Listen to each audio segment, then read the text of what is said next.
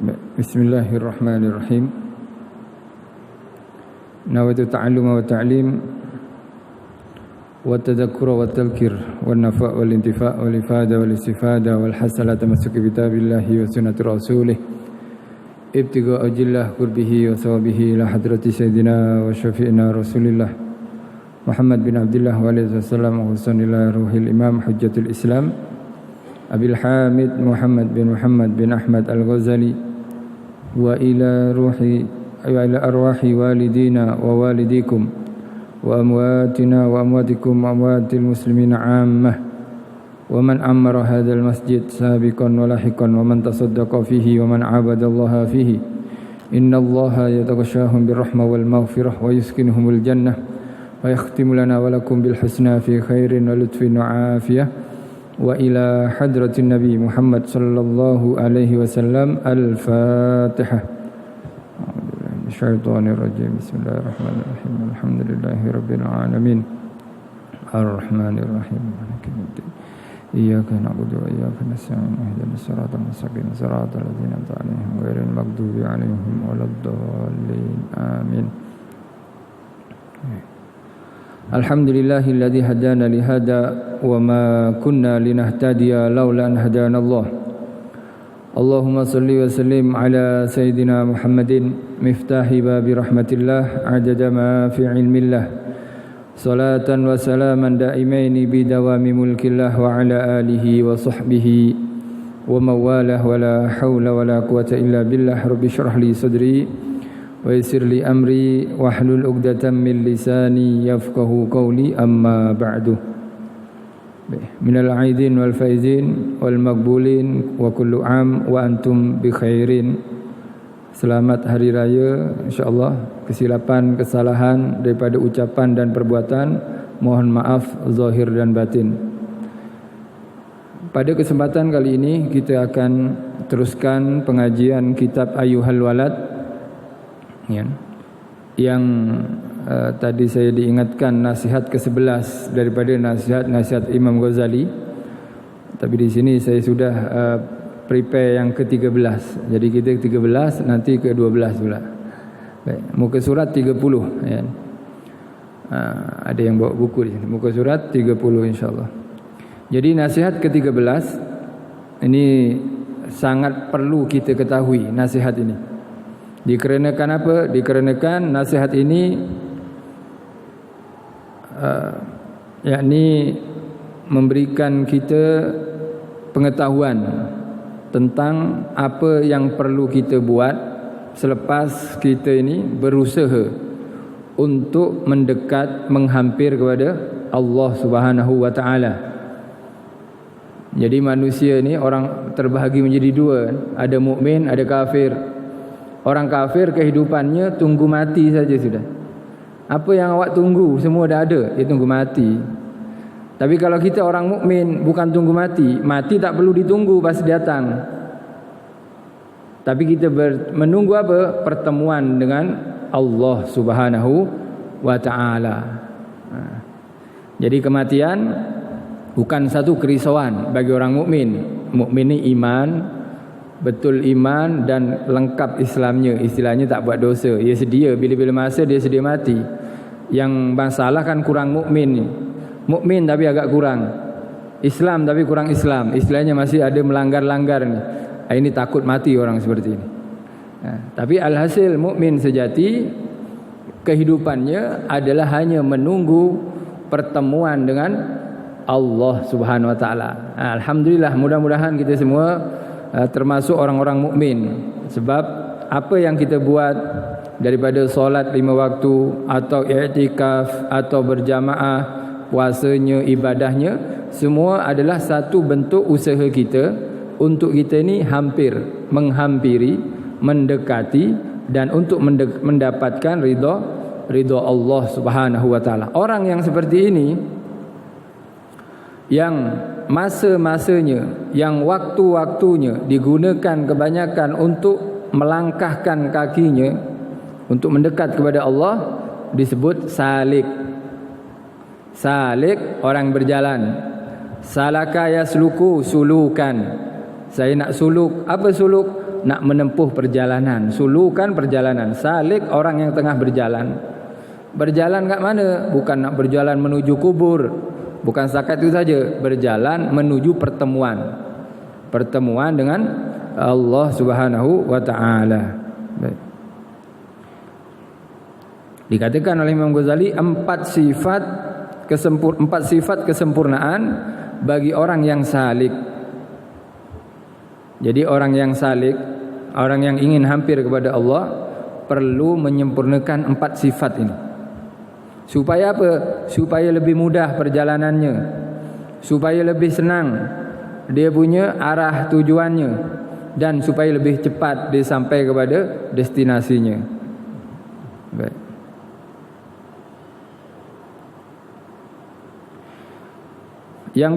Dikatakan wahai anakku, Imam Ghazali berkata, wahai anakku yang tercinta, wajib ke atas orang yang salikin, yakni yang menjalani jalan akhirat untuk bertemu dengan Allah Subhanahu wa taala, wajib ke atas orang salikin bahawa ia yakni wajib ke atasnya bahawa ia menyempurnakan empat macam sifat-sifat. Orang salikin sudah sepatutnya dia menyempurnakan empat sifat. Yang pertama, i'tiqad yang benar. I'tiqad yang benar maknanya keyakinan yang benar, yang tidak ada bid'ah di dalamnya. Maksudnya mengikuti akidah ahlu sunnah wal jamaah. Baik. Sedikit mengenai bid'ah ini, ada satu riwayat daripada Imam Baihaqi yang ditulis oleh Imam Baihaqi dalam Manaqib Imam Syafi'i. Imam Syafi'i madhab kita ini pernah ada komentar atau memberikan satu statement atau satu pernyataan tentang bid'ah. Imam Syafi'i berkata seperti ini: wal muhdatsatu darbani ma uhdisa yukhalifu kitaban aw sunnatan aw asaran aw ijma'an fa hadhihi bid'atud dalalah wa ma uhdisa minal khairi la yukhalifu syai'an min dzalik fa hadhihi bid'atun ghairu matmumah. Perkara-perkara bid'ah atau perkara-perkara yang baru, maksudnya baru ini tak pernah dibuat oleh Nabi, tak pernah diikrar, ditetapkan oleh Rasulullah sallallahu alaihi wasallam, tak pernah juga dibuat oleh sahabat, dan jadi perkara-perkara baru itu ada dua macam, ada dua jenis. Pertama, perkara-perkara baru yang bertentangan dengan Al-Quran, hadis, asar atau ijma'. Jadi perkara ini bertentangan dengan Al-Quran, hadis, asar atau ijma'. Di Al-Quran diwajibkan solat 5 waktu, dikatakan solat 5 waktu dah tak wajib. Yang wajib itu adalah ingat Allah. Adapun solat itu tak wajib, ingat Allah itu wajib. Ini bid'ah ini. Ini adalah bertentangan dengan Al-Quran, bertentangan dengan hadis. Apa hadisnya?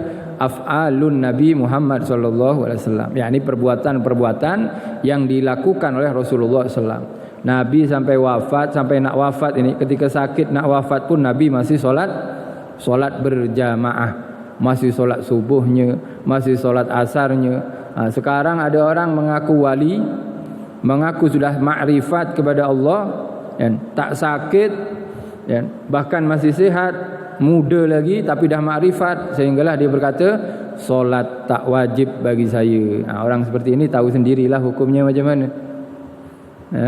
Perkara yang sudah wajib ijma'an kemudian dia tak wajibkan, boleh kufur, boleh murtad kalau dia muslim awalnya. Jangan terpancing, jangan tergoda. Sebagian orang diminta membayar.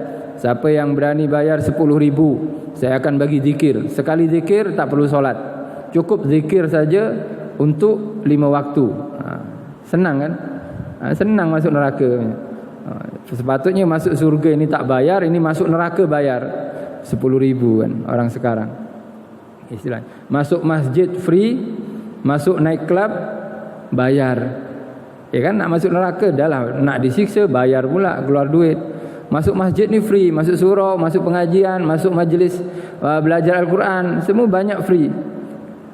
Tapi orang ni, manusia ni mengikut hawa nafsunya, walaupun bayar, jumlah sama-sama masuk neraka. Na'udzubillah min zalik. Alhasil perkara baru yang bertentangan dengan Al-Quran, hadis, asar dan ijma' itu adalah bid'ah dolalah, bid'ah sesat. Itu kata Imam Syafi'i kan. Ini kata Imam Syafi'i. Sebab kalau saya yang cakap, saya siapa? Imam Syafi'i adalah seorang tabi'in yang dekat dengan para sahabat Nabi Muhammad SAW. Masanya itu dekat dengan sahabat. Jadi paling faham sabda Nabi ya sahabat, paling faham bahasa sahabat ya tabi'in. Jadi kalau ada ulama yang jauh, bukan tabi'in, jauh bawah sampai 1000 tahun lepasnya, ada buat pernyataan yang bertentangan dengan orang yang tiga generasi dengan Rasulullah. Agak-agak kita percaya mana agak-agaknya. Jadi atuk saya bercakap, atuk saya jauh dia cakap, boleh dia mengarang. Tapi ini Imam Syafi'i dekat dengan Rasulullah. Bahkan bila ada perkataan, pernyataan atau ketetapan yang Imam Syafi'i buat dalam hukum hakamnya ada kesalahan, confirm ulama lain akan menyalahkannya. Buktinya tak ada, semua mengakui Imam Syafi'i ini seperti matahari di dunia, bila ilmu Imam Syafi'i ini seperti matahari bagi kaum, bagi umat manusia. Baik. Kedua, bid'ah yang kedua adalah perkara-perkara baru yang mengandung kebaikan dan tidak bertentangan dengan salah satu dari Al-Quran, hadis, asar dan ijma' ulama. Maka bid'ah seperti ini adalah bid'ah yang terpuji, bukan bid'ah yang sesat. Bukan bid'ah yang sesat. Oleh sebab itu Al-Imam Nawawi, generasi selepas Al-Imam Syafi'i, dan juga Al-Imam Nawawi di sini memberikan contoh bid'ah yang baik. Seperti apa? Penyusunan Al-Quran. Al-Quran mula-mula tak ada susunan, tak disusun. Kemudian juga penulisan Al-Quran dan dengan khot atau tulisan yang baru, ada titiknya. Mula-mula Al-Quran tu bahasa Arab dulu tak ada titik. Bukan tak ada baris memang tak ada lah. Titik pun tak ada. Jadi macam mana nak baca? Ya dari susunan tu orang Arab boleh baca. Contoh kalau sekarang, kalau bukan orang sini, bukan orang Taman Tun, dia tak akan boleh baca TTDI. Apa? Baca panjang juga. Tak tahu orang. Macam mana nak baca itu? TTDI. Tak tahu baca. Macam mana? Jadi Taman Tun Dr. Ismail itu kita sebab tahu. Orang Arab seperti juga. Jadi setakat seperti kod macam tu. Jadi kalau Bismillahirrahmanirrahim, Bismillah, dia tu ba tu tak ada titik. Kita nak baca apa? Lis. Mungkin baca yes, titik bawah. Mungkin Nusmillah, sebab mungkin titik bawah, di bawah tu mungkin titik dia satu, mungkin itu dua, atau titik di atas satu, alhasil pening. Peneletakan titik ini bukan di zaman Nabi, peletakan titik di zaman tabi'in. Maknanya apa? Ini perkara yang baru, bid'ah. Tapi adakah ini bid'ah yang buruk, bid'ah yang sesat? Ya bukan. Sebab kalau bid'ah yang sesat, ya kita tak pandai baca Al-Quran nantinya. Ini baca apa, kita tak ada titik semua ni. Bahkan baris pun tak ada. Ya sudah, habis sudah. Memang tak baca Al-Quran kita. Alhamdulillah, titiknya ada, barisnya ada, harokatnya jelas. Bahkan sekarang ditambah tafsirnya. Alhamdulillah. Maka bid'ah ini bukan bid'ah dolalah, perkara yang baru. Tapi jangan kita kan bid'ah bawa letak titik dalam tulisan Al-Quran, bid'ah bawa baris. Yang baca Al-Quran sekarang dapat masuk surga, yang letak titik masuk neraka. Yang bagi baris dulu mula-mula tu masuk neraka. Kan tak masuk akal jadinya. Dia menyebabkan orang masuk surga, dia sendiri masuk neraka. Padahal dia buat apa? Buat yang sebagian orang ingat itu adalah bid'ah dolalah. Itu sebagian satu contoh kata Imam Nawawi. Ya, juga contohnya banyak sebetulnya. Khutbah khutbah itu bahasa Arab sepatutnya, tapi di sekarang ada bahasa Melayu. Kalau di masjid India sana bahasa India, kalau di China bahasa China, Jepun bahasa Jepun. Itu sepatutnya bahasa Arab semuanya, itu bid'ah semuanya sudah. Tapi itu adalah bid'ah yang baik. Ada bid'ah yang haram memang kata Imam Nawawi, bid'ah yang buruk, sesat, seperti haji, ya. Haji selain ke Mekah. Jadi hajinya itu ke Iran. Jadi Mekah penuh, kota dah penuh sudah, tak boleh masuk di Mekah. Jom kita haji ke Iran. Ini bid'ah ini. Atau haji ke Son'a, ke Yaman sana. Di sana ada Ka'bah Abrahah, ada peninggalannya yang sekarang buat sampah, tempat sampah sebetulnya. Kita nak haji kat sana, ini bid'ah dolalah. Yang ini yang bahaya. Yang ini yang bahaya. Baik.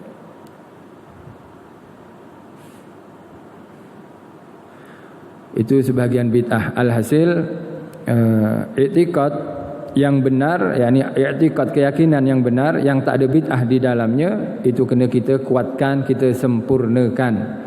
Kita sempurnakan. Jangan setakat kalau nak cari hukum tu jangan di Google ya. Kalau ustaz Google tu banyak ustaz-ustaz anti maulid sudah. Tahlil tak buat, Google ni dah kena dia orang. Terus kita face to face, jumpa berhadapan dengan ustaz yang kita memang jelas apanya? Jelas akidahnya, jelas ilmunya, jelas sanadnya. Kenapa perlu sanad ustaz? Dan Nabi kan guna sanad juga Nabi. Sanad Nabi ni ke Jibril ke Allah Subhanahu wa taala. Kemudian sahabat sanadnya ke siapa? Ke Nabi. Nabi ke Jibril dan ke Allah Taala. Tabi'in ke sahabat, tabi'in terus sambung. Jadi tabi'in ini sanadnya sambung. Keterangan, sarahan dan bayinah di sana, yakni penjelasan di sana itu ada sanad semuanya. Tapi kalau kita baca terjemah, saya punya IQ ni, punya otak 200 lain daripada yang lain sudah. Jadi kalau matematik ke apa, dia kiraannya memang lain daripada yang lain. Akhirnya dia baca Quran terjemah saja. Ini tersesat orang sendiri. Ilmu bukan seperti itu. Ilmu ini bukan ambil ilmu daripada ahlinya dan pakarnya.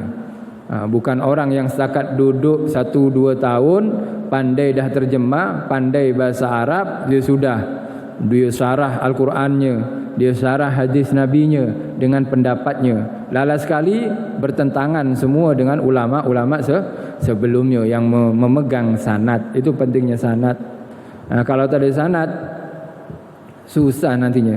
Sebab kita kan cari ilmu itu, ilmunya siapa yang kita cari? Ilmu Nabi kan. Kalau kita ada ilmu tak ada sanad, itu bukan ilmu Nabi sudah. Ya ilmu saya. Contohnya saya ambil ayat Al-Quran, saya terjemah sendiri menurut akal saya, menurut pendapat saya, menurut pikiran saya. Jadi muslimin dan muslimat di sini semuanya mengikut saya, bukan mengikut Nabi. Bukan mengikut penceramah ni. Penceramah katanya dia pendapatnya seperti ini. Ya sudah, penceramah, bukan Nabi. Sebab kenapa? Penceramah tak ada sanadnya. Tak ada sanadnya. Tapi ulama-ulama kita bawa kitab hadis, bawa kitab tafsir, bawa Al-Quran, menghadap gurunya. Gurunya juga menghadap gurunya. Sampai ke tabi'in menghadap sahabat menghadap Rasulullah SAW. Jadi ada tashih. Jadi ilmu yang ada sanad, ilmunya siapa? Ilmunya Nabi Muhammad SAW. Kata ada orang, saya tak perlu belajar pun. Bagi saya duduk di perpustakaan ini, perpustakaan agama, bagi saya duduk 3 tahun, saya akan hafal semuanya. Ya sudah, itu ilmu otak ente itu. Keterangan nanti diambil daripada kepala dia sudah.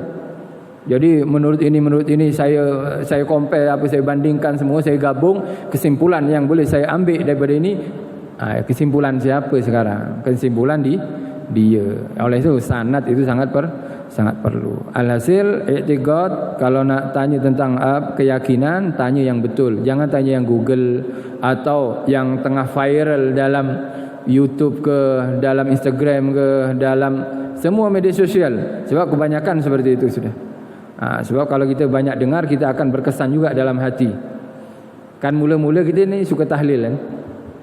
Suka tahlil. Tahlil kita buat. Tahlil kita ikut. Kita baca tahlil. Lalu sekali balik rumah tengok TV, di TV ni cakap ustaznya tahlil bid'ah. Ini perkara yang haram. Siapa yang tahlil masuk neraka. Oh, kita masih kuat. Tengok dengar radio sama perkataannya. Tahlil adalah ahli neraka. Baca di Facebook tahlil neraka. Ini lama-lama berkesan kita ni. Mula-mula kita masih tegak kuat. Tapi kalau dah banyak dirasuki kanan, kiri, atas, belakang, bawah, goyah juga kita. Goyah juga kita. Oleh itu media sosial ni banyak fitnahnya. Kalau nak mengaji ya terus sekali. Kalau memang ustaz ini tak bertentangan ya, ajarannya daripada Al-Quran, hadis dan ijma' ulama serta asar, maka kita boleh mengikutnya insya-Allah. Baik. Sifat yang kedua yang perlu kita sempurnakan adalah, ini penting, sangat penting yang kedua ini, keyakinan pun penting kan. So, kalau i'tikad salah kita boleh mengkafirkan orang. Kafir, neraka, kita sendiri yang masuk surga. Lepas tu tak ramai pula nanti penduduk surga ni. Tapi alhasil i'tikad kena sempurnakan. Yang kedua, bertaubat dengan taubatan nasuha. Bertaubat dengan taubatan nasuha. Taubat terus kepada Allah. Ya Allah, saya bertaubat. Tubna ilallah, saya bertaubat kepadamu ya Allah dari perbuatan yang tidak engkau ridhoi. Ya Allah, saya bertaubat kepadamu ya Allah dari perkataan yang kau tidak sukai. Ya Allah, saya bertaubat ya Allah dari pandangan yang kau murkai. Ya Allah, saya bertaubat kepadamu ya Allah dari buruk sangka yang engkau benci contohnya. Jadi pandangan kita, pendengaran kita, ucapan kita, buruk sangka kita sesama muslim, buruk sangka kita kepada Allah, ini perlu ditaubati. Bahkan para ulama tasawuf mengatakan taubat bukan hanya kesalahan, tapi juga kepada kecuaian serta kekurangan. Orang cuai itu orang berdosa, memang wajib taubat. Orang cuai pun perlu taubat. Orang kurang perlu taubat. Contohnya apa? Contohnya ada orang solat asar pukul 4.30 solatnya, contohlah, atau 4.19 tadi ya, 4.17, 4.30 solat. Dia solatnya 5.30, kan lambat dia. Dia dah solat dah betul lah. Masalahnya apa? Diakhirkan. Subuh pukul 6 solat sepatutnya, tapi dia solat pukul 7, 2 minit lagi keluar waktunya sudah. Ini solat orang ni termasuk baik tapi kurang. Kenapa? Dia berada tepi jurang orang ni. Ditakutkan sebagian solatnya dilaksanakan di luar waktu, maka dia akan masuk pada firman Allah SWT, wailun lil musallin alladzina hum an solatihim sahun. Celaka bagi orang-orang yang solat. Orang yang solat ni celaka. Lebih-lebih kalau tak solat. Orang yang solat jenis apa? Orang yang solat jenis menangguhkan solat sampai-sampai solatnya sebagiannya keluar waktu. Ini celaka. Kalau orang tak solat sama sekali, itu lebih celaka. Bukan celaka lagi lah, terjunam nantinya. Ya lebih binasa dan celaka. Na'udzubillah min zalik. Jadi bertaubat kepada Allah Subhanahu wa taala, khususnya daripada dosa. Dosa ini diibaratkan oleh Imam Haddad, Al-Habib Abdullah bin Ali bin Al-Haddad. Dosa ini diumpamakan racun. Jadi ada orang jalan-jalan, tengok restoran besar, mewah, megah, akhirnya tertulis makan free. Apa kita buat? Wah, ini boleh jimat.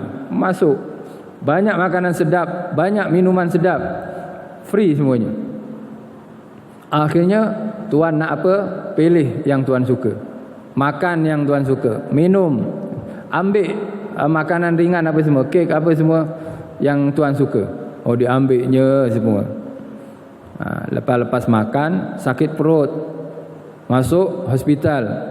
Doktor cakap awak telah teracuni. Jadi makanan yang awak makan itu adalah beracun. Minuman yang awak minum adalah beracun.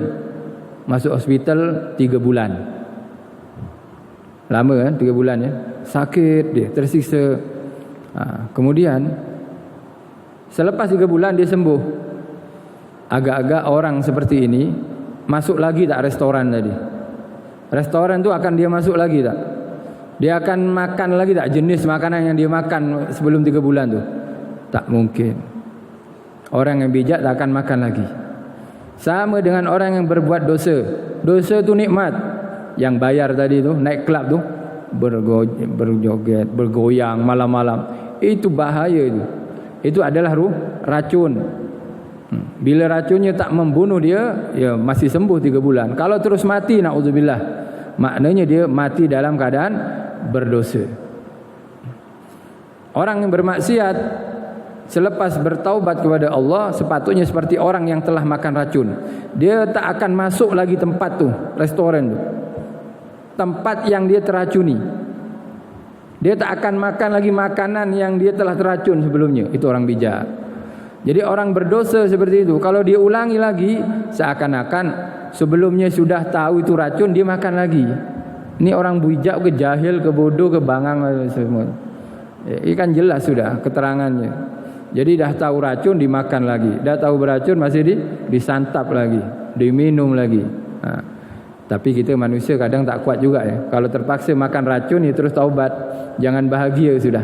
Jangan bangga, taubat kepada Allah Subhanahu wa taala. Alhamdulillah, Allah ini pasti menerima taubatnya hambanya. Allah sangat berbahagia bila ada hambanya yang kembali kepadanya. Sebab taubat arti bahasanya adalah ar-ruju' minal bu'di ila Allah, ya, ilal gurbi anillah, ya, kembali daripada menjauh daripada Allah, mendekat kepada Allah Subhanahu wa taala. Jadi bertaubat kepada Allah Subhanahu wa taala. Alhamdulillah, bila kita alhasil taubat ini kita kena laksanakan seperti tadi, taubat dari perbuatan, taubat dari ucapan, perkataan, dari lintasan hati, dari prasangka kita, dari pendengaran kita. Ini yakni taubatan nasuha, sehingga ia tidak akan kembali mengerjakan dosa yang pernah dilakukannya. Baik. Taubatan nasuha ini seperti yang sedia maklum, yakni taubat yang memenuhi 3 syarat. Sebelumnya sudah pernah kita kongsikan. Taubat ini disebut taubatan nasuha yang pasti diterima oleh Allah itu bila memenuhi 3 syarat. Yang pertama, an-nadmu 'alal ma'asi. Rasa menyesal kepada maksiat, menyesal makan racun. Kenapalah saya masuk restoran tu? Kenapalah saya makan? Kenapalah saya buat dosa? Menyesal, ada penyesalan. Jadi penyesalan dalam hati. Yang kedua, al-igla' anil ma'asi. Meninggalkan maksiat yang dilakukannya. Meninggalkan maksiat yang dilakukannya. Tengah minum arak, Allah bagi hidayah, ya Allah taubat, ya Allah taubat, terus dia nak taubat. Tengah minum arak ni, dia cakap alang-alang bagi setengah botol lagi, ya Allah jak lagi lah taubat. Ini bukan taubat sudah. Kalau yang namanya taubat, dia Allah bagi hidayah, dia petunjuk, dia taubat, walaupun baki setengah botol contohnya, ya sudah tinggalkan, pergi keluar, naik kelab keluar terus. Orang yang bekerja tempat haram, riba contohnya. Saya nak kaya dulu Ustaz, saya kerja sini nak kaya dulu, nanti saya taubat. Saya taubat tapi nanti saya tak keluar dulu. Ini dusta, tak diterima oleh Allah. Orang yang bertaubat keluar daripada maksiatnya seketika langsung. Tapi Ustaz, kalau saya berhenti kerja kat sini, nak makan apa saya? Lah, orang yang takwa itu pasti dijamin rezekinya oleh Allah SWT. Tak akan orang bertakwa Allah biarkan tak bagi makan, pasti lebih disayang oleh Allah SWT. Kita kan kurang iman gitu. Jadi saya dah selesa, gaji dah 30,000 satu bulan, tapi haram. Kalau awak keluar daripada sini, takwa pasti dijaga, lebih dijaga oleh Allah. Kalau memang awak takdirnya kaya, ada jalan di sana menuju pekerjaan yang lebih baik. Dan banyak cerita sampai sekarang ni, orang sekarang ni, kalau saya cerita-cerita dengan jamaah, ustaz dulu saya kerja seperti ini, saya tengok dia tak halal, saya berhenti, alhamdulillah lebih selesa, lebih senang, lebih banyak dia punya hasil. Kalau masih kerja kat sana, wallahu a'lam saya jadi apa, mungkin tak pergi surau, banyak seperti ini. Jadi keyakinan kita bukan nak makan apa, bukan. Orang yang takwa pasti lebih disayang oleh Allah Subhanahu wa taala. Kita tinggalkan yang haram ini bukan kerana apa? Kerana takut kepada Allah. Jadi bertaubat kepada Allah SWT. Baik, syarat taubat tadi penyesalan, keluar daripada tempat maksiat. Yang ketiga, al-azmu alla ya'ud alal ma'asi. Berazam tidak akan mengulangi maksiat tersebut. Ini yang ketiga. Berazam, tak ada azam nak ulang lagi. Baru taubatnya bila ada tiga ni, ada penyesalan. Dia keluarkan dirinya daripada maksiat tersebut. Yang ketiga, tak ada azam, tak ada keinginan lagi nak ulang lagi, maka dia akan diterima taubatnya, pasti diterima oleh Allah SWT. Bahkan dia akan dinaikkan pangkatnya daripada pangkat orang yang dimurkai menjadi orang yang dikasihi. Innallaha yuhibbut tawwabin. Sesungguhnya Allah cinta kepada orang-orang yang suka bertaubat. Mula-mula murka, dimurkai oleh Allah, durhaka dia. Taubat selalu jadi kekasih. Yang dikasihi oleh, yang dicintai dan dikasihi oleh Allah Subhanahu wa taala. Jadi Imam Ghazali mengingatkan sifat taubat ini perlu disempurnakan. Kita pasti adalah, kalau tak dosa ya kecuaian tadi, kalau tak kecuaian ya kekurangan, itu pasti ada sudah. Dan semuanya perlu pengakuan, iktiraf kepada Allah SWT. Kita memang cuai, kita memang salah, kita memang bermaksiat kepada Allah Subhanahu wa taala. Dan jangan sekali-kali dengar bisikan syaitan. Bisikan syaitan apa? Alah, awak taubat hari ini, kononnya tinggalkan maksiat, kononnya menyesal, kononnya tak nak buat, esok buat lagi. Tak tahunya betul, esok buat lagi dia, taubat lagi. Janji jangan azam, jangan ada keinginan. Bila dah terjatuh esok, jatuh longkang yang sama, jatuh lubang yang lain, jatuh longkang yang lain, atau buat dosa lah, dosa yang dia tak plan, dia tak rancang, jatuh juga dosa walaupun sama dosanya, taubat kepada Allah, Allah pasti terima. Berapa kali kita maksiat kepada Allah, taubat terus, 1000 kali sehari, Allah terima 1000-nya. Bahkan dianjurkan kita, berapa maksiat kita buat, sebanyak itulah kita taubat kepada Allah Subhanahu wa taala. Allah tak akan menolak taubat hambanya semenjak hamba tadi masih bernyawa, nyawa belum sampai tenggorokan dia, atau matahari masih belum terbit dari barat. Dari barat. Baik. Jadi sifat yang kedua adalah taubat kepada Allah yang perlu kita sempurnakan. Yang ketiga adalah yang perlu kita sempurnakan supaya kita lebih cepat sampai kepada Allah ni. Apa? Meminta halal daripada semua makhluk. Minta halal, minta maaf. Jamaah dengan jamaah ni selalunya jamaah masjid kan. Jamaah masjid satu dengan jamaah masjid, ya sama-sama jamaah, muslimin, muslimat dengan muslimat, itu akan dilagakan. Syaitan suka melaga-lagakan. Apalah orang tu lambat, apalah buat bising, macam tu selalunya. Dia buat kebencian. Lalas sekali apa? Diumpat. Tapi yang banyak jadi mangsa umpatan ini, ghibah ni umpat imam selalunya. Imam, Bilal, siapa tu? Nazir, EJK ni kena semuanya sudah. Selalunya. Syaitan memang melagakan seperti ini. Oleh sebab itu Imam Ghazali, jangan segan-segan. Biasakan diri awak minta halal, minta maaf maksudnya, daripada makhluk, khususnya makhluk yang hari-hari kita bersosial dengannya, bertemu dengannya. Itu dah biasa sudah. Kat mana-mana pengurusi itu tak pernah betul sudah. Jamaah ni okey pengurusan, kesana juga tak okey, pengurusan kurang baik, biasa benda itu. Janji bagi pengurusnya buat yang terbaik, tapi buat jamaahnya jangan buruk sangka kepada orang lain, sampai-sampai jangan menggibah. Alhasil Imam Ghazali, bila kita merasa diri kita dah buat salah, mengumpat, memaki atau buat perkataan perbuatan yang tidak disukai oleh sahabat kita, orang kita kenal, jangan segan-segan minta maaf. Sebab nanti kalau kita mati sebelum minta maaf, na'udzubillah nantinya. Oleh dikatakan meminta halal atau minta maaf daripada semua makhluk, sehingga engkau tidak akan dituntut pada hari kiamat. Tak dituntut lagi di hari kiamat sudah. Kalau taubat itu antara kita dan Allah, yang ketiga ini antara makhluk. Jadi kalau macam ni nak dihisap apa manusia? Allah telah mengampuni dosa-dosanya, makhluk ridha semua kepadanya. Siapa ini? Fulan bin Fulan, ini Haji Fulan ini. Orang baik tu. Tak pernah mengumpat orang lain, tak pernah dia komen buruk-buruk. Baik dia, soleh, orang memuji dia. Memang tak ada salah dengan manusia, tak pernah menipu, tak pernah apa, semua taubat. Kalau menipu pun dia dah taubat, dikembalikan duit hasil tipuannya. Akhirnya apa? Antara manusia tak ada dosa, Allah sudah mengampuni dosanya. Mati orang ni, agak-agak mati terus menuju mana orang seperti ini? Nak menuju neraka pun tak mungkin juga, sudah dosa makhluk tak ada, Allah sudah ampuni semua dosanya.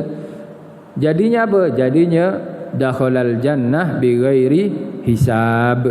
Dia akan masuk surga tanpa hisab. Tengok bukunya semua putih, semua tulisan, semua emas, cantik, bersinar, berkilau. Dia punya catatan amal, tak ada yang gelap-gelap ni, tak ada dosa dia. Malaikat pun pening, ini nak hisab buruk, tak ada, semua baik. Dia sudah masuk surga. Oleh Al-Imam Ghazali mengatakan, bila kita semua nak masuk surga tanpa hisab, ini setelkan yang 2 dan ketiga ni. 2 dan ketiga. Taubat terus kepada Allah. Bila salah pada makhluk atau mengambil barang makhluk, kembalikan dan minta maaf. Kembalikan dan minta maaf. Usahakan hidup kita itu tak ada kesalahan kepada makhluk. Tapi selalunya kita akan buat dosa kepada orang yang selalu bertemu kita lah. Kalau di masjid, ya masjid. Lebih parah kalau di rumah sudah. Isteri kepada suami, suami kepada isteri, anak kepada orang tua kepada anak, itu biasa sudah. Itu biasa. Yang luar biasa apa? Suami minta maaf pada isteri. Bang, kalau saya salah, tolong ya bang, tak perlu saya minta maaf lagi lah bang, tolong maafkan. Nanti abang kalau salah saya maafkan. Esok buat hal suami dia, tapi dimaafkan oleh suaminya. Isterinya pun seperti minta halal, tapi lebih senang kalau suami isteri sama-sama minta halal. Nanti halalkan, maafkan, insyaAllah. Sebab kita kebanyakan suami isteri ni biasalah, kadang si isteri suara dia kuat kepada suami, suami juga kurang perhatian kepada isterinya, hak-hak isteri patut mengajar seperti ini, dia kurang. Alhasil kalau saling memaafkan, insyaAllah mudah. Ini sangat penting bagi salikin, orang-orang yang menuju perjalanan akhirat. Baik, 2 minit lagi. Yang ketiga, yang keempat, yang terakhir. Jadi sifat yang pertama adalah keyakinan yang benar, yang tak ada bid'ah, yakni akidah Ahlussunnah wal Jamaah. Yang kedua, sifat yang perlu kita sempurnakan, taubat. Bertaubat dengan taubatan nasuha dengan 3 syarat tadi kepada Allah SWT. Yang ketiga, minta halal, minta maaf kepada semua makhluk. Dan yang keempat, sifatnya adalah belajar ilmu-ilmu syariat untuk kita dapat menunaikan segala perintah Allah Subhanahu Wa Taala. Belajar lagi, belajar tentang ilmu syariat. Umrah, haji, macam mana umrah dan haji? Dia belajar cara umrah dan haji. Bukan zakat umrah dan haji saja, tapi ilmu zahir dan ilmu batin. Berapa ramai orang haji tapi hanya ingin mendapat title saja, atau ingin dipanggil haji, ya haji, haji fulan bin fulan, dapat panggilan saja, lala sekali tak dapat pahala daripada Allah. Jadi ilmu batinnya juga kena betulkan. Berapa ramai orang yang solat tapi hanya mengharap perhatian daripada manusia. Ilmu-ilmu syariat seperti ini, ilmu zahir dan ilmu batin, itu kita kena sempurnakan, sehinggalah amalan kita bukan sakat indah dipandang manusia secara zahir, tapi juga cantik dipandang oleh Allah Subhanahu wa ta'ala. Wallahu a'lam bisawab. Baik, mungkin setakat ini saja yang saya boleh kongsikan. Kesalahan, kekurangan, kesilapan mohon dimaafkan. Jazakumullah khairan katsir atas perhatian. Wabillahi taufiq wal hidayah war ridha wal inayah. Assalamualaikum warahmatullahi wabarakatuh.